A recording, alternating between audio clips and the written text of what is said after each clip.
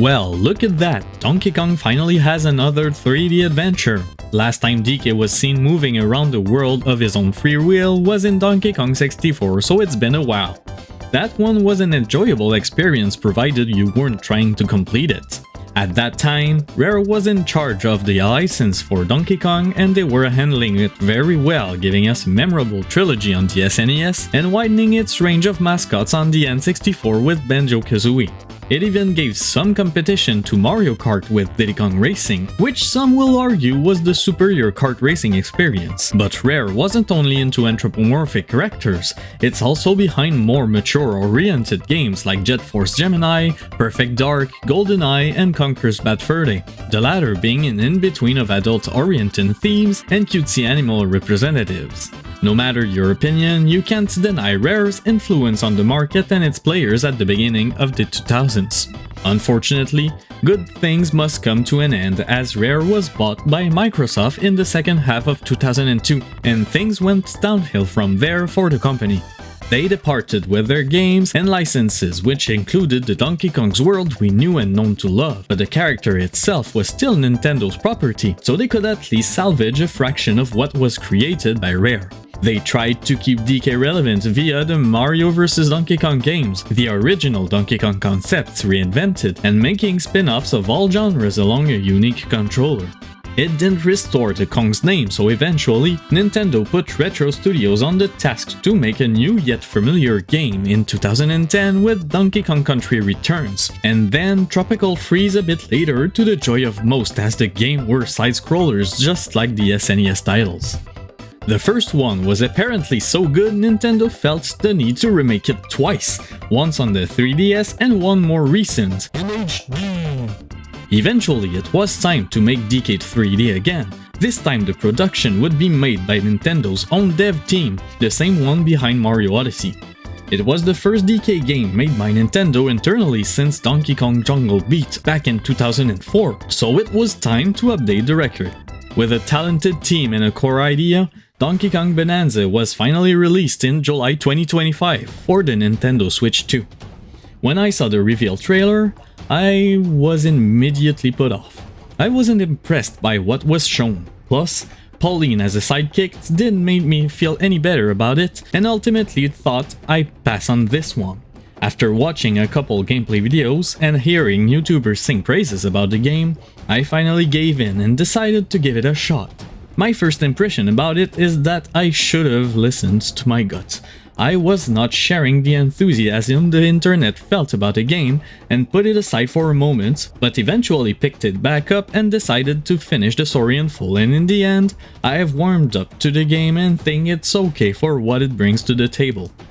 This video will cover what the game offers, from the controls to the story, all the while telling how I felt throughout my playthrough and my feelings towards the game. I'll cover the whole story, so there will be spoilers and this will be your only warning. Let's start from the top. As soon as you start the game, you get in it right after a shortcut scene presenting the new world we're about to explore. It's called Ingot Isle, a mining operation on the surface of a land far off DK Island where monkeys mine day and night to find banandium gems, because normal bananas aren't enough anymore, I suppose. Then we see our protagonist enter the frame in a powerful way. This is the new DK, complete with a new face, fur, and he really does look and sound like Seth Rogen's DK, doesn't it? I don't mind the new design. At first I found it a bit weird, but it makes place for a much more cartoony and expressive character, which works with his personality. There's our first banandium gems right in front of us, but you know the game's gimmick. It's all about destroying our environment, so this space is ideal to get acquainted with the controls. You have 3 buttons to punch, in front, over, and under, as well as a jump. DK can climb on most vertical surfaces, and you can still punch even when on a wall. You can already see the main problem with the controls, however, as sometimes the camera won't know where to place itself, making it difficult to track DK properly. As we punch the ground, gold will pop out. Gold is your main collectible and you will never run out of it because it's everywhere. It has many uses, so it's good to keep a large number of it at any time. Another common collectible is Banandium chips, used to exchange for more bananas. Once done trying out the basics, we get to the Banandium gem, and each time you get one, this sound clip will play. It's funny and doesn't get old even if there's as many bananas to find as moons in Mario Odyssey, so you'll hear it quite often. I wasn't bothered by it and it's a nice recall to older games. After that, there will be more tutorial sections to show you more stuff, such as the shining hand icon that makes the ground react to DK's hand slap, and gold geysers that give lots of gold when destroyed. Not only can you collect it, gold also has explosive properties and DK is immune to explosions, so no fear of damaging ourselves with it. After fiddling around, we reach a massive gold vein, so we start smashing until we're led to the top where many bananas are waiting to be eaten.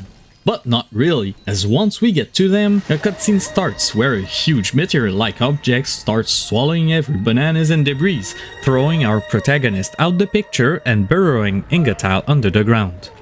We also get a glimpse of the antagonists, but that's all we get for now. We can find DK in a cave-in, stripped of his gear, but that doesn't prevent him from punching terrain, so it's all good. We can eventually make our way to the now underground Ingatile, now 10 layers deeper, but something else falls from the sky close by, so it would probably be a good idea to investigate once we check on the isle and its workers. We must get down and traverse the area to get to our first destination. There's a new type of tile here that will make gold appear, and barrels, which you know what they do, it's a Donkey Kong game. The thorns here will hurt DK if he punches them, but you can grab a piece of terrain and swing it at the thorns to destroy them. Naturally, this being a sandbox game, you can come up with your own way of resolving puzzles. You can also find some useful items around. Balloons will save you from falling in a pit, apples restores your health, and apple juice will prevent you from losing a life if you deplete all your hearts. The way to the isle is blocked as a weird but solid material called Void covers the barrel, able to launch you to it. It comes from the fancy gizmo and we can't do anything about it for now, so we'll have to come back later, going for the thing that fell instead. It's close by and it looks like a rock until DK tears it out of the ground, then it wakes up, panics and runs away. We can find it a bit farther in a room filled with enemies, but we quickly deal with them and try to make peace with the rock by offering it to return to Monkey. But it doesn't work as intended, so DK tries the second most logical thing he can think of, which is making music. It actually works. The rock likes the tune so much it decides to team up with DK, with his approval of course. It doesn't have a name, so for now we'll call it Odd Rock. Now, whistling with the L button will show us the way to the next objective, and also dissolve the tape around certain objects like that purple thingamajiggy, so DK can punch it and remove the purple metal, permitting us to finally reach underground Ingatile. Everyone seems fine and still in good spirits, so that's a relief. We can then move up the structure, unlocking shortcuts along the way, to find another void contraption at the top, but this one is guarded by a golden skeleton strangely resembling to a Kremlin, but surrounded by a rocky armor. It's easy to deal with, just punch the armor to reveal the skeleton, then punch it to get rid of the enemy. We can then use its key to reveal the thingy and break it, which usually reveals a hole to progression. A banana bunch appears, revealing that these thingies are powered by the Banandium gems, so we understand that the antagonists are taking these bananas as energy to keep their contraptions functional. All we need to do is jump in and get out of the tutorial area. Welcome to Donkey Kong Bananza. We're now in our first true level, the lagoon area, getting a good look at it in a very Tears of the Kingdom manner. Pretty well lit up for an underground area. Taking the banana bunch gives us a skill point, which we can get every 5 banana, and also introduces the skill tree. It's bare bones for the moment, but it will expand as we progress through the game. While the tutorial is technically over, there are still many moves we haven't seen yet. The first enemies we'll encounter here will instruct the player that sometimes throwing a piece of terrain on enemies is a better solution than punching them, just like thorns. Some materials, like concrete, are too strong for DK's fists, but are still breakable via other means, like explosions for instance. A bit farther, we can meet the residents living in this sublayer. They're monkeys, but there will be more variety later as well. Now the real gameplay loop begins. Each level will have bananas and fossils to collect scattered throughout, and it's your choice or not if you want to take the time to fully explore. There are many ways to track progress. There is a finite number of collectibles, and you can find hints for all of them either by finding them in treasure chests appearing while destroying terrain, by talking to NPCs, or buying them from shops, which we'll get to in a minute. Other things you can find are special challenge rooms of 3 kinds. The battle room, in which you must fight a certain number of enemies in a set time limit to win a banana. The challenge room, in which you have a certain challenge to overcome, gaining 2 bananas while progressing and 1 hidden somewhere in there. And lastly, the bonus room, made to get as much gold as you can in a given time. Aside from that, there are some familiar faces that can be found in the world, but that's pretty much the extent of variety you will find in each layer, with some exceptions. Eventually, we reach that weird machine that blocks holes, so we destroy it and jump into the cavity to reveal that a sublayer can have many layers. In this one, we have to break the pillars preventing water from flowing. To do so, we need to shoot explosive rocks on all 3 pillars, each one making the water down the layer rise up, elevating the bridge we need to cross to get to our next story point. Once done, we can meet the Kong Elder, a legendary salvager turned DJ in his old years. He asks DK what he's searching for, and the choice is easy. But the Elder also notices that Odrog has some singing talents, and along with DK's limitless power, he feels like we could master his hidden Bananza technique. The old primate just needs his ancient record close by, so we oblige, get the record, bring it back to the table, and as soon as we do, something strange happens. A dome surrounds our characters and it suddenly becomes a stage complete with equipment and fans. Odrog doesn't seem at ease, but DK starts a drum beat which resonates with his partner, and surprise! It was Pauline all along. Seems like DK saved her from imprisonment, but he doesn't let her get a break. It's time to sing. No way! I can't sing! She's not confident about it, however, and refuses. For about 5 seconds. DK knows it's just drama and convinces her with another drum beat. That didn't take much. Our duo finally combined their powers to unlock the Kong Bananza, and everyone parties to the rhythm of their song. This is the first of many Bananza transformation we'll experience. The Kong Bananza lets DK become extra powerful, allowing him to punch through concrete and charge a punch that can send a way forward for more destruction or indirect impact. Back to the real world. Pauline tells DK they should go back to the surface, but the Elder tells them otherwise. They should aim for the core of the planet instead, as anyone who reaches it will have their wishes come true. Pauline is not confident about it once again, but agrees to follow the Elder recommendation anyway. She can't stand by her decisions, can she? Oh, by the way, one of the antagonists is monitoring our advance, so I'll suppose we'll see them face to face soon. So, Pauline, if you watched my Mario Kart video, which you didn't, you know I'm not a fan of Pauline at all. First impression of her teen character doesn't help my opinion much. I mean, I understand why she's there, and it's a good opportunity to help her build a personality, but going from I cannot to I can twice in a matter of minutes leaves me unimpressed in terms of character development. In comparison, DK doesn't talk but still manages to have personality just by his expressions and grunts. Still, I'm willing to put this lack of satisfaction aside. It's just the beginning after all, and there's plenty of time for character development. Hopefully, I'll change my mind as I play. A new path opens so we can keep progressing, but seems like our little party brought a curious new species that will come in handy later. With our new power, we can smash through the tough walls and enemies in our way, showing the potential of the transformation. I have to admit that these kinds of tutorials are fun, The game doesn't stop you every 2 minutes with a wall of text. It lets you experience the moves for yourself by giving you a section specifically made to try out moves and skills so we can get a good idea of how things work in an efficient manner. Also, Bananza transformation are on a timer. After a while, we'll revert to DK's normal form, but we can recharge the power by collecting gold, which means we'll never run out of Bananza power as gold is found everywhere. The skill tree also expands to give place to Bananza upgrades as everyone we get can be made even more powerful. At the end of the section lies a huge circular area, with the antagonists waiting there for us, so there's a boss fight incoming.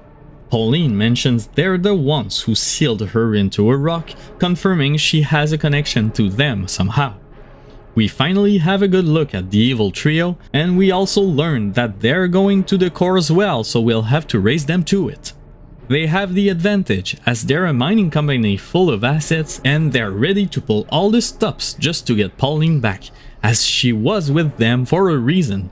Since she refuses to go, Midget Kong sends his minion Grumpy Kong to take care of us, starting the first boss fight of the game.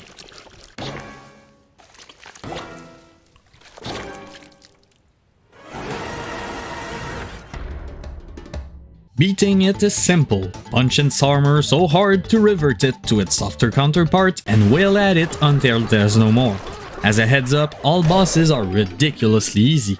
The moment you understand its gimmick is the moment you win. There's nothing special to mention until the couple last ones. The best part of the bosses are the little dance DK and Pauline do after smashing the seal.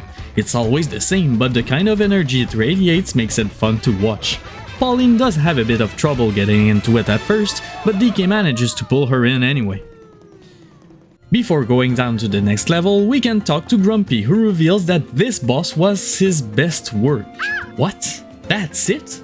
I think it's time to retire, bub. Also, there's this blue eel we can talk to unlock fast travel to the many checkpoints in a level, and that transportation method is called teleportation, and I absolutely love the pun because it resonates with my dad energy. Lastly, there's a clothing shop we can visit to buy new gear for our protagonists.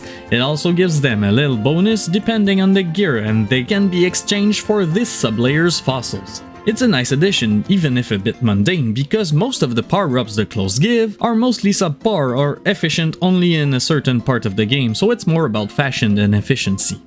It's now time to get to the next sublayer. In between, we'll have a little minigame that resembles way too much to the Kalpa tunnels in Shin Megami Tensei Nocturne that I can't think of anything else when I'm passing through. We can get some gold as we descend, but there's nothing of interest here apart from a couple lines from Pauline. Sublayer 200 has more ground and less water than the first level, so we'll learn more about rolling and turf surfing. Rolling is the same as in Mario Odyssey. You go faster and can change direction instantly, and if you roll while holding a piece of terrain, you will turf surf, an ability that lets DK surf on the piece, avoiding dangerous terrain and moving around faster generally. Quickly enough, we reach a village with peculiar talking stones called fractones, who are very friendly people. Punching them breaks them, but they can regenerate fast and they don't seem to mind either. There are also more shops to check out, such as item shops to refill consumables and get hints, there's a counter to exchange Banandium chips for actual bananas, a clothing shop previously mentioned, and a teleport station handled by Mother Eel to fast travel between sublayers, as the smaller ones can only travel inside a sublayer. Since each layer has their own fossils, it means that each one will also have their own clothing store, so there's a lot to search for if we want to play the fashion game. This level also introduces mud that makes DK like Chunky Kong, aka moving slow and not jumping high, but it's easily removable if you punch it. There's a place with a lizard full of banana chips. You must try to shake off from it to show you how mud works, as there will be challenges where mud will be in your way, so that little part helps you understand how to deal with it. The rest is more of the same than in the first sublayer, with some random activities, such as finding all the tectones or answering a quiz for bananas, and that challenge level a certain streamer had difficulty to beat. I don't understand what's going on. So we'll go through the rest of the level quickly. To progress, we need to talk to the worker Fractone who won't work until he's paid, so we pay his fee and bam, job done. No boss in this sub-layer, so we travel to the 3rd level unimpeded. The canyon layer is where the game starts throwing some more tools, so to say. There will be new enemies, some that get pushed back and explode when punched. Puzzles are getting more complex, and this level is separated into cliffs that must be traveled to by minecarts to explore.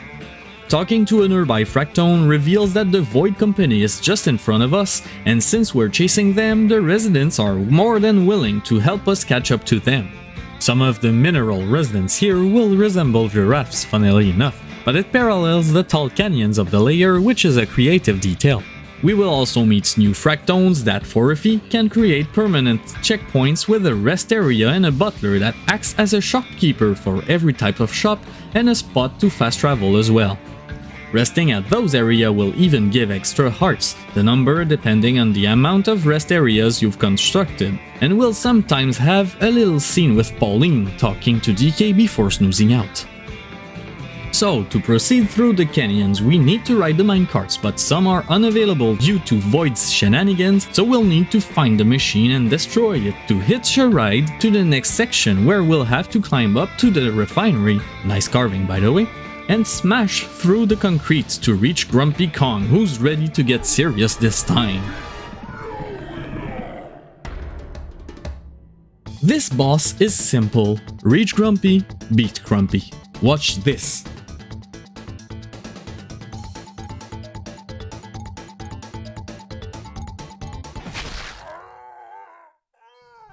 We then take the key to keep going and reach sublayer 301, the refinery. This will be a minecart section, but this one allows DK to collect and throw bomb rocks to get gold and fossils stuck in the surrounding walls. This is a bit of practice round before the real challenge, the mad mixer who went mad and needs a little reset. Well, it's not that difficult of a fight either. Throw bombs at the weak part and win. It'll double its defense and attack with lasers at half health, but it's just a matter of where to put your focus when, and it'll end quickly enough. The defeat of the mixer makes one of the pipes collapse, enabling us to climb back to the canyon, but at a previously inaccessible part of the level that we can connect through barrels to cross over to the other canyons. But our goal now is to climb to the top of the smokestack, as the exit lies at its top. The ascension is smooth until the very end, where the last obstacle is the rotating cylinder that erases our progress should we not use the proper technique while climbing. We then descend to the depths of the refinery where waits a third boss. The gimmick for this one is break the feet, break the face, break the heart. We do it twice and it's enough to put it down. Sublayer complete. At this point in the adventure, I was so underwhelmed by what I played that I took a break from it. Unlike Shulk, I wasn't really feeling it.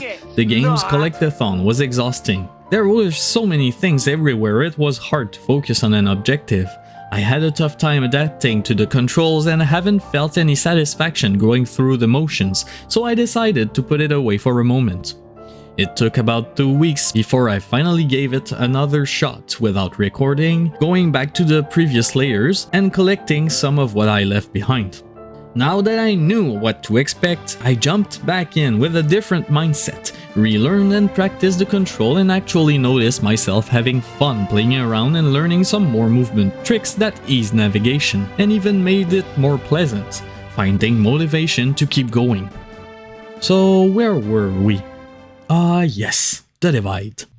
This place presents a junction where we can choose where we want to go, but the choice matters little since we need to visit both layers to get to descend even further. The divide in itself is a little level as well and introduces the switcheroo goo, a substance that transfers what you punch to the other color, so we need to punch methodically to get through some parts of the junction. To the left lies a nice world and to the right a forest one. If you ask me, I prefer forests to snowlands, so I chose the jungle layer first, get up the right part and descend to the 600th layer. That's quite a long drop. The forest layer is home to ostriches and their hotel, but there's also many thorns and poison water as primary obstacles. Our objective is to reach the hotel, but without the power of flight, we'll need to take the long way around. The seeds create a path towards DK when thrown on wood, but it took me a while to realize it since my first impression of them was, wow, how sturdy! You can break everything with this, so my focus was a bit elsewhere. The area is large and has a lot of verticality to separate each segment. Crocoid's armor are thorny, preventing direct contact, forcing us to use terrain to overcome them. That doesn't prevent us from reaching our destination, Where we can speak to the Ostrich Elder, part-time hotel owner, full-time DJ. She can teach us a new Bananza, but just like the Kong Elder, we'll have to bring back the record to receive the power.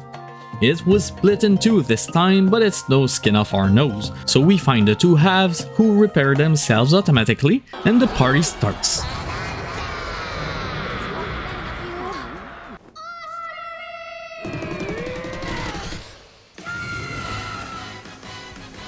The Ostrich Bananza makes DK fly over long distances, hovering for a while before slowly gliding downward. We can also use air currents to get even higher and restore hovering time. Oh, and there's a cool melon that regrows instantly. It recharges your Bananza power in a pinch. Getting the Ostrich Bananza makes the navigation in this layer much easier, flying over huge parts of the level and make our way to the key, unlocking the sublayer 601, or the goddamn poison swamp. We will need to find the flowers spewing the poison and take them out of commission to make the water level lower and reveal more of the actual level. The ostrich power is very useful to get the job done, able to fly over and reach the flower quickly and painlessly. A section will also introduce a new material, rubber, that makes DK jump automatically as he touches it, the direction of the rebound depending on the angle of the surface. Once the last bulb is dealt with, the way forward will now be accessible, so we can finally leave the swamp portion behind, but thorns are getting increasingly in the way, as sublayer 602 is home to the next boss, and we're making our presence known. The good thing is that if we get rid of it, it'll resolve both the thorns and the poison issue, as both stems from the same reason. The boss is, once again, very easy. It'll shoot vines we must jump onto to reach its top and punch the void thingy. It'll then move someplace else to shoot more vines, but by this point, you can use the newly acquired ostrich flight to easily reach the boss and whack it to a pulp, saving the hotel and forest layer from becoming the next Blight Town. Teleporting back to the divide, we'll backtrack to the second sublayer offered, the freezer layer, making a short stop in the divide itself to explore its secrets a bit more before getting a move on. This cold layer is home to zebras and their cold treat specialties, but an uncomfortable blizzard has been raging, bothering the residents in their daily lives. We'll have to check out what's up. Seems like the cooling tower is going haywire, but the straightforward path is too fragile and we're too slow to cross it, so we take the longer path. Didn't we just do something like this?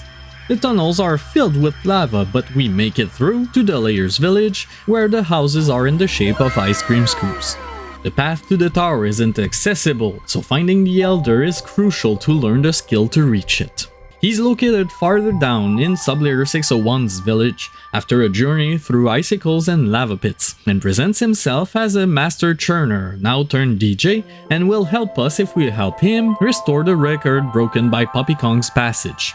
It's no big deal, we get the pieces back, restore the record, and get into the party bubble where Pauline screams and DK turns into one. As expected, we learn how to fast so we can cross fragile paths, run on water, and go even fast. This unlocks the way to the cooling tower, where we learn that the tower's airflow has been blocked, as is the front way in, but luckily, there's an emergency entry we can reach by the top floor. As we get to the reason for the cold snap, Poppy finally shows her face, but not for long, because her gimmick is actually disappearing out of sight with her perfume. But won't the smell give away her position? Anyway, she slides around, we have to punch her at the right time to stun her and smack some sense into her. We do that 3 times before she gets the message and gives up, letting us pass to the bottom of the tower and into sublayer 502. The heater layer, where things aren't any better. It's scorching here. So it's not just a freezing problem, but a temperature one. Since I had the ostrich power, I decided to skip the intended method to reach the heart of the problem, or the troublemaker holding the thermostat. The boss will roll around, leaving lava trails behind and bumping into walls, making snow fall down. Throw some snow on the boss, break its shell, and run after it with the zebra power as it runs away to punch it into the wall 3 times to clear the layer and restore its proper temperature. Now that both sublayers are cleared, we can now get to the bottom part of the divide called the Junction at sublayer 700. Looks like we caught up with Void Kong, but the whole level is sealed in void metal. In order to restore the layer, we need to find the device and scrap it, but there's the reason why we needed to do both layers anyway. There are 2 devices to break in order to progress, as each level exit leads to their own point of entry in the junction, so the full bridge will only be revealed once all the void metal is cleared. We finally reach the antagonists and their dirt pile, but the moment we do, Midget bars our way and calls a tactical retreat, but just for himself. Wait, were these pillars the only thing preventing DK to reach the CEO? Come on. We can talk to Poppy, who doesn't seem willing to fight, rather she's willing to give us some info instead. We'll have to chase Void Kong in the upper layers, but we can learn as well that this dirt pile meteor thing is actually a digging machine. It's what they wrote to kidnap Pauline, and it needs a substantial number of bananas to work, hence why they're after them. Also, the reason as to why she doesn't want to fight is that she's not paid for it. Talk about working for what you're paid for, that's admirable. Anyway, we'll have to chase Midget Kong in the previous layers since he's trying to gather fuel for his machine. Hey, did the Fractones hide that many bananas from us? Once he realizes we're here, he picks a fight with us. The concept is simple. He'll stay at a certain spot launching missiles and lasers, some able to change terrain properties, and we'll have to reach him. Punch him once and repeat, increasing the number of projectiles as his health slowly goes down. Once he gets punched a number of times, he'll start moving around as we chase him until we manage. Then Void Kong will retreat to another layer like a coward, making us chase the boss around the world. The second time is more challenging as he'll spawn poison terrain and it gets grating chasing him around. But after a couple of whacks, the boss says he's gathered enough bananas and goes back down to the dirt pile, forcing us to chase him again. At the junction layer, we find them again, but this time the chase gets a bit more interesting as we have to follow him to the top of the machine where the battle takes a turn. Void Kong will create void spawners that will not only protect the minions, but also themselves by creating barriers DK must break to reach the spawner, all the while being harassed by the company owner. Once we do though, he'll lose his shield and fall to the ground. He'll try to protect himself with barriers, oh jeez the frames, but we finally reach him and deal with him for good this time. Well, we might have bruised him a bit, but Void's not out of it yet, because while he gets scolded by Pauline, his machine's fuel is restored, so he puts it back on and the startup blows our hero off the dirt pile. He swears he'll be back for her, but the CEO is taken aback when Pauline asks why he won't leave her alone. He now gets it, she's not aware of her special power yet. Before disappearing in the deeper layer, he taunts her, saying he'll reveal everything once she comes back to them. This exchange boggles Pauline's mind as she doesn't understand that her voice contains magical power, but isn't it obvious with all the Bananzas and stuff? What's the connection with Void's company? Why is her voice so important to him? Luckily, the next layer is perfect to leave our worries on the side for a moment and relax in the basking light coming from... where exactly? Don't ask me! I don't know what this place makes me think of more. Mario Sunshine's Gelato Beach or Yoshi's Board in Mario Party 1. This beach is also home to giant cubic fruits we can make explode and sharks that introduce a new rainbow terrain that makes DK rise up for a good amount of time, and it's pretty funny to hear him have a blast while holding on this material.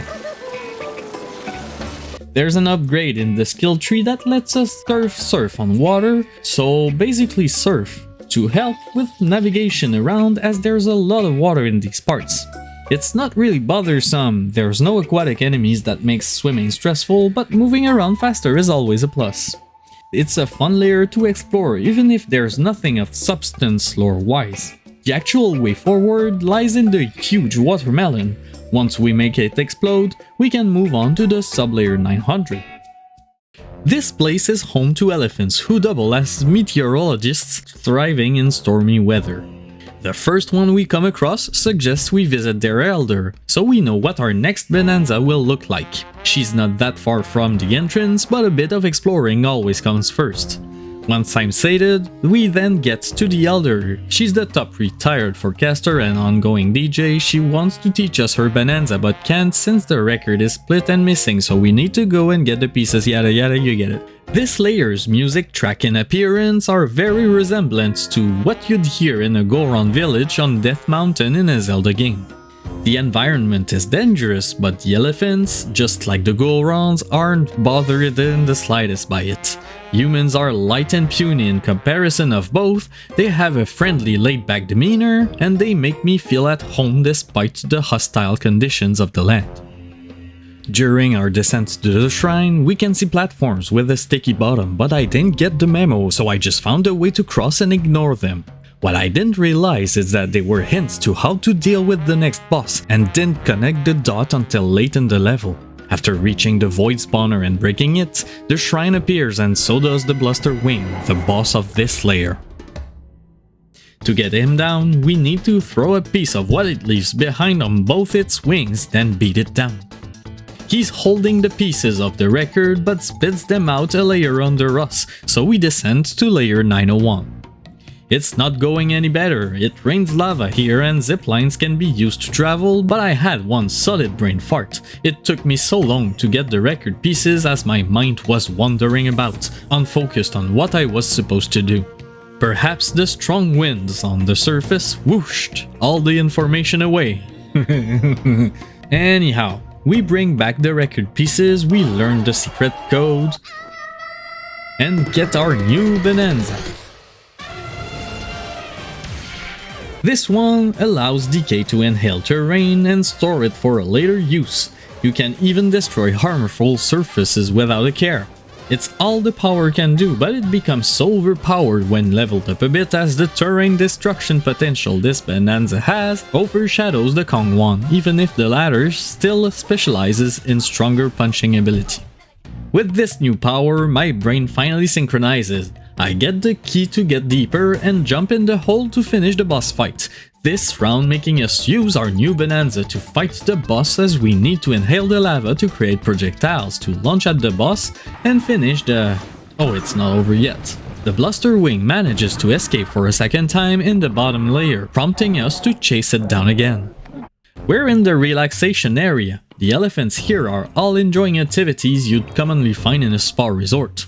It's fine and dandy and all, but we have a boss on the loose. Outside the spa is the worst tempest yet. Thunder will chase us around, but with the elephant's power now in our possession, weather conditions are no big deal anymore.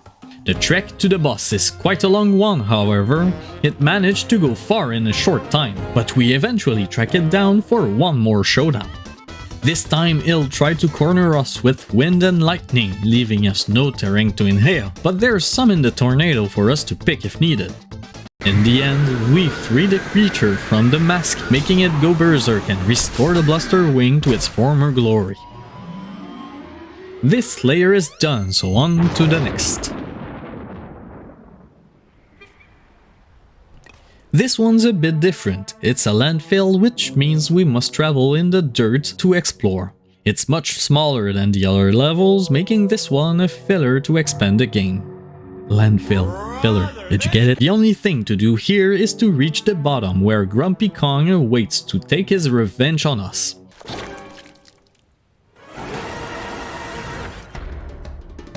For some reason, he uses the same tactic he used in our first encounter. The only thing different is that now the boss is pushed away by each punch, so it doesn't take long before we push the guy aside. Disgruntled, Grumpy lets us pass once again, but lets us know we just won another fight, not the war. Nah, he's a pushover, so who cares? While descending, Pauline mentions that she heard there's an even bigger eel in the depths of the planet, and if we look at the ones we've seen, they seem to be a whole family, so maybe we will meet the father eventually. Now this one is for the players. Welcome to the fanservice layer. We can finally reunite with Diddy and Dixie, who are now the owners of the Stampede Way. Even Candy is mentioned, so it's nice to see other characters from the DK verse other than Cranky. They challenge us to a race, and the reward will be access to the trophy and thus the way to the next layer. The Kongs are the uncontested champions of the racetrack, since no one else than them knows how to ride Rambies, so DK challenging them would be a nice change of pace. Racing is fairly easy. Destroying terrain builds up the bar that we can use to lift off, leaving a trail of lift-off ore behind as well. If Rambi gets on the ore path, he'll move faster. That's pretty much it. So we challenge our friend and win. Who knew? We can also retry for a better time, but that's enough for now. Diddy will install a barrel to shoot us to the trophy, but before going, we can talk to Dixie to get more information on how they got there. Turns out, they were following DK not long after his departure from the DK Islands to Ingot Isle, and they arrived right when the dirt pile first entered the picture, being thrown way farther than DK. Once they woke up, they found themselves here with some of the workers and most Rambies unharmed, luckily. So they made this place their own and created a racetrack out of love for the rhinos and boredom. Cool story, bro, but it's time to go. Wait. The trophy is made of that much gold. Taking the time to gather some won't hurt. Then, it's on to the next layer. This sub-layer is all about light and shadow, and enemies here can be immune to damage depending on their armor and brilliance. A nearby snake, the resident species of the area, implores DK to bring a scorpion to the light, a way to show us how to properly dispose of them. Once done, the snake informs us about the state of things. Void came by and stole their light source, so there's our objective for this layer. Turns out, enemies are weak to the light the stake radiates, so getting down one layer isn't really difficult. This is where the fun starts in this level. The area opens up and we're presented with a new material, the glowstone, which emits light that can be installed on these coils to create light bulbs. That's pretty clever, and these bulbs regenerate as well, so it becomes a source of glowstone around the area, helping a lot for fighting enemies and lighting the way. There are also cage spiders that are only vulnerable from the top, releasing whatever they had in them on the feet. Meeting with the Elder is the same as the 4 previous one. He's a retired sculptor, now turned DJ. We must find a record for pieces this time and bring them back to get the Bananza of these people, codename being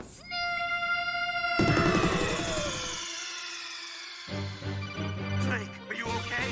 Snake? Snake! This transformation makes DK able to jump higher, double jump, and even slow time down. It completes the movement enhancement Bananzas along with ostrich and zebra powers, and these can be combined together to easily move around the way you want. After the party, the Elder also mentions that the gold things we've been seeing since the beginning of the game are actually part of the Banandium root stemming from the core of the planet, which I never saw coming. I just thought the ground was filled to the brim with gold. He mentions, however, that he hasn't seen any new ones sprout recently, so something's already happening at the core and we might have to pick up the pace to reach it soon. The Snake Bananza allows us to reach the key to get a layer down where everything is dark. Talking to this particular snake reveals that in order to reach the artificial sun and restart it, we'll have to climb from the bottom of the structure up to the upper layer. Seems like a huge task, but getting up with the snake form goes very fast provided you know what you're doing. At the end lies a couple of enemies to take care of, but it's quickly done and light is back in the layer to the joy of all. New places are now accessible like those sun-powered doors, but let's get to the root of the problem in this layer in the form of Poppy Kong, now wanting a rematch as well. She uses the same strategy than in our previous encounter, but this time she's fast and tough to corner, so we need to use our snake glare to slow her down and kick her butt. This defeat makes her quit her job so she doesn't have to deal with us anymore.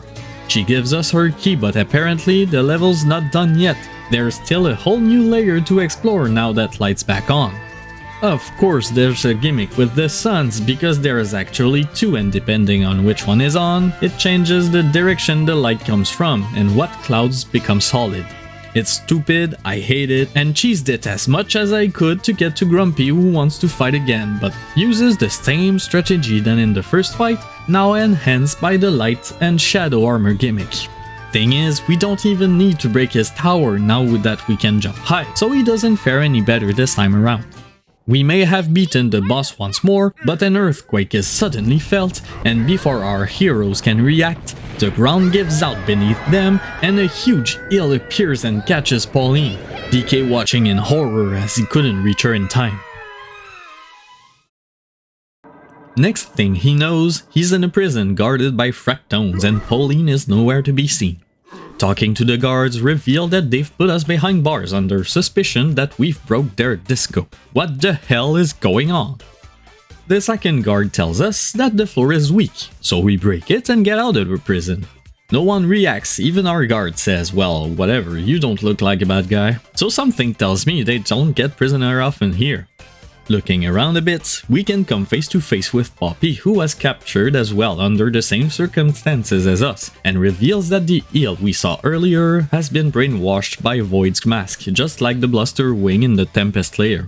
We'll help her escape too by destroying the concrete bars with some nearby gold as she'll be of use in this layer.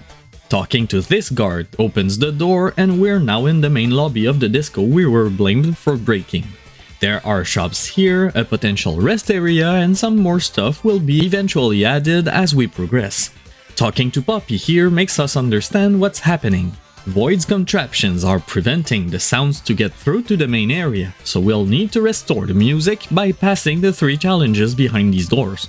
I also just learned that the Void spawners are actually called Terra Voiders, so thanks for the lore drop.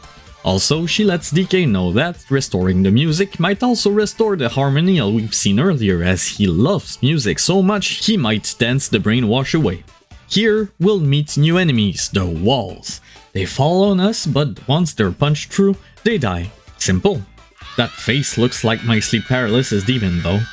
After liberating the record, the path to the main room is still blocked, so we need to go an alternate way and punch a path for the sound towards the main room. We'll do this 3 times, Poppy dropping some more lore after each clear. Another layer gimmick is the duality between materials, mainly gold and rubber. Some of the prison bars were made of this green material, the most resistant known in game, but since we can't break it, these harps will switch rubber to gold and vice versa, opening even more places to check out in the area. It's a small layer, but a gradual exploration makes it one fun level to explore. Once we restore the music in full, all we need to do is to add DK's drum beat and voila! The harmonial comes out and breaks his brainwashing, just as predicted. Turns out Pauline is still inside of him, so we're granted passage into the eel to go and get her back. She's still here in her odd rock form, being caged by one of Void's machines. We'll have to face it in a small mini-boss fight, where we have to send back his projectiles and destroy the 8 targets to free our sidekick and bring back our duo together. All this ordeal made Pauline realize that she loves to sing, big revelation, but that moment is to show her confidence building as this adventure is strengthening her character, slowly becoming the Pauline we know today. All of this while slowly traveling to the next layer at the same time. This is the Feast layer, an amusement park themed around food and lions, and it's a really fun place to visit in the late game. There will be an obstacle here in the form of muck, a green substance harmful to the touch, but throwing salt on the material eats away at it, and the way it does is so satisfying. The objective here will be to restore the Burger Tower by hitting the 5 switches located in the many attractions the layer has to offer. To travel quickly, there are even minecarts that will take you around the area, some even having bombs to throw around. One of the switches is even guarded by a Mad Mixer boss rematch, mixing two types of bombs, salt bombs for Muck and regular bombs for the boss. Each switch will add a new burger layer until it's complete, revealing the way to the next level's layer, but unfortunately, Void catches wind of our progress and tries to bar our path himself. The key is up top the Ferris wheel, so we'll have to climb up to get it. Restoring the wheel is optional, but I do it as well because there were some bananas to find and it doesn't hurt grabbing one or two before moving on. Going in the burger, we get into the underside of the kitchen where we learn that red hot muck can melt metal just like salt on muck. As we progress, we get to the root of all this muck, facing the boss of the layer. Just like its minions, the boss will spit red hot muck and we must wait for the metallic floor to melt to reach the salt underneath. We then throw it on the boss to reveal its weak inside and punch it some more. It's one of the boss fights where it gets pretty chaotic, not in a difficult way but in a more dynamic one. As the boss loses health, more and more muck will be produced and minions will spawn out of it, spitting hot muck everywhere as the boss jumps around and makes things fall from the top of the arena. You must stay on the move and clean up a bit, all the while keeping your eyes on the boss. I had fun with this fight. Next stop is called the Forbidden Layer. We're closing in on the endgame now, not much farther to go. The level is divided in concrete islands, and the residents here are passively hostile to us. No wonder, it's the Forbidden Layer after all. To be able to travel to one another, we'll have to pay the fee of the Securitones, who will activate a field that creates roads between thrown objects. Yet another unique gimmick. It's clear that the development team were bursting with ideas and concepts for the game. There's also blocks that will change material after a set period of time, just like in the Groove Layer, but automatic. We're behind Void as his dirt pile is already at the Banandium route, so we have to hurry to it if we want to avoid a planetary disaster. As we approach, we finally come face to face with Void, but hey, I recognize that shape. Is it really the route? No time to think about that. We first have to get rid of the damn midget. Turns out the reason he wanted Pauline's powers is because she can use her voice to resonate with the root and activates the cord so it can grant any wish it's asked. This makes the girl hesitate once again, but with DK's confidence in her, she shakes off all doubts and decides to not sing for Void, as if there was any consideration in it in the first place. This makes the midget so mad he activates his dirt pile, which pushes back our duo, starting the boss fight. Just like his employees, the rematch against Void Kong works the same way the first did. Punch, chase, punch, then break the Terra Voiders and beat the boss one final time to win. This time though, it's a bit more challenging as we can't use our Bananza powers and must work with the new gimmick to advance. Plus the last part will be filled with lava to try and slow us down, while we get pelted with projectiles. We finally managed to best him as his own game, ending all our problems. But in an obvious turn of events, Void Kong uses his last resort and shoots a laser at DK, sealing him in his void material. Now, without her protector, Pauline is defenseless, faced with the CEO who forces her to sing once more. Despite this outcome, we can still hear a drum beat from the sealed DK, which helps Pauline regain her focus and unlocks a new ability, Screaming. It's effective, it breaks DK from his seal and restores him, but Pauline sang, so Void takes the opportunity to dash to the root while our heroes are distracted, and then, the reveal of the century.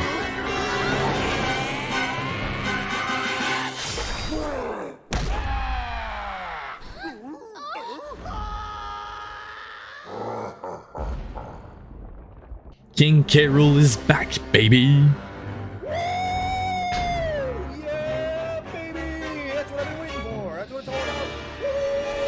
In a single punch, he sends the midget to retirement and installs himself as the true villain of the game.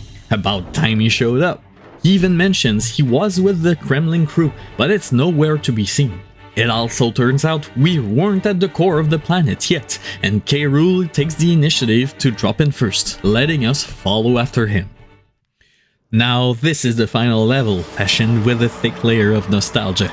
They really put all the stops here. While the level layout itself is nothing to write home about, the enemies are all restored to their former glory, all being Kremlings complete with visuals and sounds. And puzzles are based on the original 8-bit items of the original Donkey Kong game.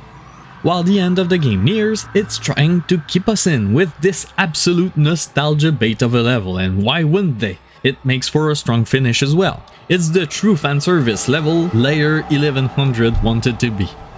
Minecarts separate this level's islands, and each one we take brings us deeper in, closing in on the core with each cart trip. As we approach, there will be one more rematch against the big stomper enemy, but it's barely worth a mention at this point. Nobody cares about it, the Kremlings are back.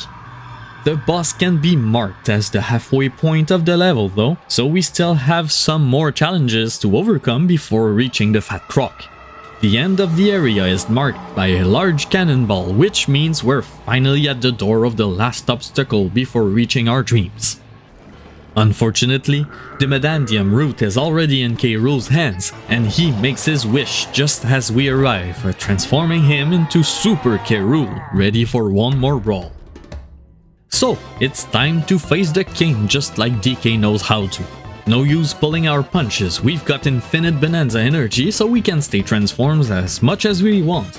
K.Rool will attack with this gun, launching cannonballs of many sizes and effects, some leaving a trail of mushy bananas harmful to the touch. In contrast, punching the cannonballs back at the boss will spawn gold as well, and the explosion gold makes turn mushy bananas into more gold, so it's another way to clear the field as to not get overwhelmed by mush.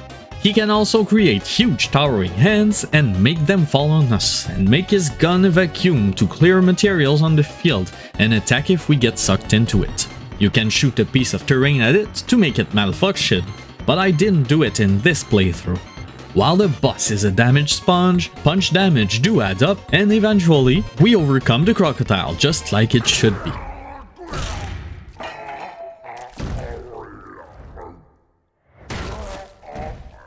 At last, the king is down, allowing our heroes to take the Banandium root in their possession and make their wishes come true. After process, the root creates a gigantic pillar made of bananas, bringing the duo at the surface, just not in the direction we thought. We're going to the circus!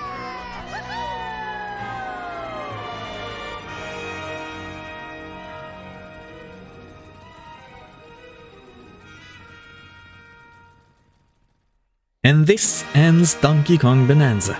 After the credits, we get a scene where we see that King K.Rool isn't really out of it yet, and everything was actually a huge if not obvious fake out to make place for the real fight and showdown. As we slowly make our way back to the surface, we need to keep K.Rool away from the pillar as he tries to rush into us, but we manage to stave him off until the end where he takes advantage of the moment to grab the root just before reaching the exit. In a positive outlook, we made it back to the surface, but on the other hand, so did K.Rool, Banandium root in hand once more. This time, he unravels it all. He throws the city into chaos, flooding it with mushy, rotten bananas, forcing us to make a dash across the city and catch up to the villain, but it's easier said than done. K.Rool faces are rampaging about, leaving trails of mush behind as we traverse the broken terrain with all our movement skills until we get to the end, where the ring from Donkey Kong 64 stands as our final arena. This will be the stage of our grand finish. K.Rool waits there for our arrival and in true villain fashion tells us it was all futile, then reveals the extent of his power and transforms himself into the core of his true personality. The King of Rot. Quite the Elden Ring flair. The boss's moveset expands quite a bit from the first part. His small cannonballs change behavior as the fight goes on, he can shoot multiple on the field that spawns a huge amount of mushy bananas, he now makes a ridiculous amount of tower hands appear, he can also chase you about, but he still has vulnerabilities. You can still punch the cannonballs back, shoot gold at the hand pillars to neutralize them completely, you can make K.Rool stunned when he chases you if you are quick enough, and still no Bananza limitations, so we're fighting on equal terms here. After a grand fight, we managed to beat the crap out of the crocodile, launching him far off the shores of the earth, ridding ourselves of this villain for good, until he finds a way to come back. After all of that, Pauline's confidence is finally at the level it should be thanks to DK and reveals that she wants to sing for everyone and compels him to come with. He approves without a second thought, but in a sudden turn, she decides it's too selfish to ask him that and walks back on her demands. She just realized that she's not the only one with a wish, and asking DK to give up his for hers doesn't sit right with our heroine, and thus tells DK he's now free to go and find as much bananas as he wants, finally ending the game and crossing to the credit scene.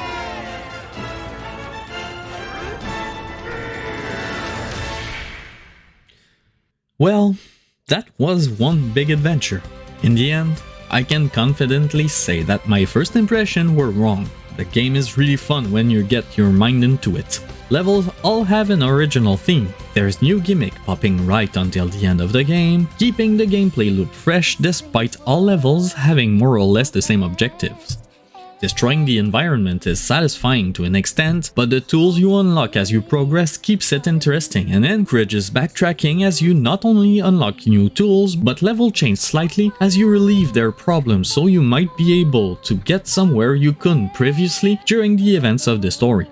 The skill tree is tied with the bananas you find, so exploration is a reward in itself, as the more you explore and find bananas, the stronger you get and the easier it is to clear challenges and in turn get more bananas. It's still optional, so if you want to ignore everything and get to the end game in a couple hours, you can. Everything is centered into accommodating your style of play, and that's no easy feat to accomplish. The game also keeps track of plenty of records, from the amount of material destroyed in each layer to every single banana gathered. Progressing to completion is clear and very well made. The music is great as expected, especially when Pauline takes center stage. Her Bananza themes are catchy and somewhat silly, and Pauline's voice actress makes an outstanding performance all the way throughout. Despite some strong points, I still feel strongly about some points of criticism. While the endgame is like a huge fireworks show, it also feels like a cover-up to the weak story the game has. While it's a Donkey Kong game, the whole story is centered around Pauline and her path to self-confidence, and the end result is close to what was in the beginning. Pauline has a magical voice and learns to use it for herself and not the wants of others. Pretty sums the story in full and leaves me with dissatisfaction in that regard. DK is 2-note. Strength and bananas. That's it. Side characters like the elders are funny and charismatic, but you don't see them much and they all work the same. Find records, get Bananza. There are a lot of reused scenes as well, and it's not like the game was filled with cutscenes, so this also rubbed me the wrong way. I don't want to say it's lazy, but seeing DK fall, then Pauline fall on him gets boring when it's recycled. The scenes lose their appeal when reused. Talking about laziness, was it so difficult to give a voice to other characters but Pauline? I feel like the antagonists, mainly the Void Trio and K.Rool, could have had voice actors too. It's not like they had 1,000 of lines, then it would have added some traction to the story, as I can't help but to disconnect from the bigger scenes because of all that yapping. Oh, yes, yapping.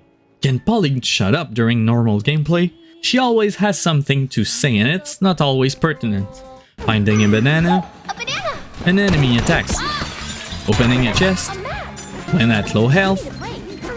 It's obnoxious and I wish there was an option to lower or even stop the banter. And finally, I feel a sense of dread from this game, as it feels like the world of Donkey Kong as we know it is slowly being assimilated into the Mario-verse.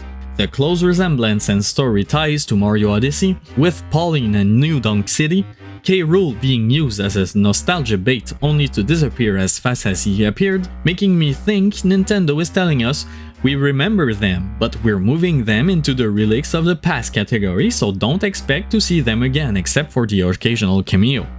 I hope I'm wrong, because K.Rool is to DK what Bowser is to Mario, except much more cunning and threatening. Two crucial qualities to any good villain, but I can't shake the feeling the series are moving on and leaving big chunks behind. That being said, I intend to keep playing the game in my own time, revisiting areas I have not really explored, and the game also has a generous helping of post-game content I intend to check out. In Gut Isle, the first area has been revamped. Poppy and Grumpy are now our friends. We do reunite with Pauline, and she comes with a quest to visit the elders for inspiration, as she got a big contract to sing in front of a massive audience, and in turn, the elders have new Bananza challenges to help us improve and push our skills to the max. Oh, and the DK artist is quite silly too. So now that I sang my praises and vented my frustrations, I will ultimately say that Donkey Kong Bananza is a worthwhile purchase. The core gameplay is great, destroying environment is satisfying, exploration is rewarding, the toolset is fun to use, and there's enough diversity in the game to make subsequent passages and levels fresh and interesting. Even if I have a lot of negative points about it, it doesn't affect the fun gameplay, so I can see past through and still enjoy my time in the crafty, carefully created world. I would recommend the game to anyone owning a Switch 2, but I don't think you should buy one just for this game. Anyway, that's the extent of my thoughts. If you have finished the game, I'd like to know what was your experience with it. Share your thoughts in the comments if you so wish, and I'll see you in the next video. Thanks for watching, and take care.